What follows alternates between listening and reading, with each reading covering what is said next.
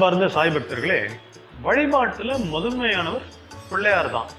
அதுல விநாயகரை சாய்பாபா முந்துவாரா, விநாயக பெருமான் இருப்பாரா?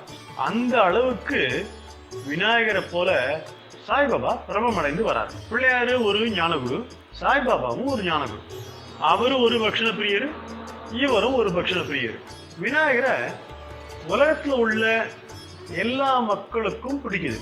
ஏன் சொல்ல போனா குழந்தைங்களுக்கு கூட பிடிக்குது. சாய்பாபாவை பார்த்தீங்கன்னா கூட அதே மாதிரி தான். குழந்தைங்க பாபா பாபான்னு சொல்லுது. அதனால பெற்றவங்க குழந்தைங்களை தூக்கிக்கிட்டு பாபா கோயிலுக்கு போவாங்க. அட, பேரனே போவான், பேத்தியே போகுது, பிள்ளை மருமகள் எல்லாமே போவாங்க, நாமளும் போவோமேன்னு பாட்டி தாத்தா எல்லாமே பாபா கோயில்ல கூடிடுறாங்க. இன்னைக்கு மூளைக்கு மூளை பிள்ளையார் கோயில்.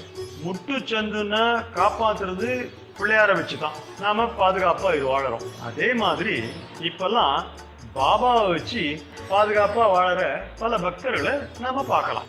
முதல்ல மகாராஷ்டிராவில இருந்த சாய்பாபா வழிபாடு ஸ்ரீ நரசிம்ம சுவாமிகளால தமிழ்நாட்டுக்கு பரவி, பிறகு ஆந்திரா, அதன் பின்பு இந்தியா முழுவதும் பரவி, இப்போ உலகத்துல சாய்பாபாவுக்கு கோயில் இல்லாத ஊரோ நாடோ இல்லைன்னு சொல்ற அளவுக்கு அப்பாவோட வளர்ச்சி அதிகரித்து வருது. என்ன ஒரே ஒரு வித்தியாசம், பிள்ளையார இந்துக்கள் வழிபாடு செய்கிறோம், சாய்பாபாவை எல்லா மதத்தினரும் வழிபாடு செய்கிறோம். குறிப்பா நாம சாய் பக்தருங்க எல்லாமே பிள்ளையார பாபா ரூபத்துல பார்க்கிறோம்.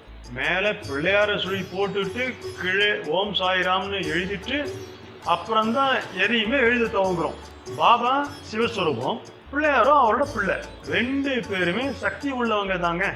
வர சனிக்கிழமை 22ஆம் தேதி வரவிருக்கிற விநாயகர் சதுர்த்திய விருப்பமுடன் பக்தியுடன் கொண்டாடுங்கள். பாபாவை பாலகணேசராக நினைத்து வழிபாடு செய்து வெற்றி பெறுவோம்.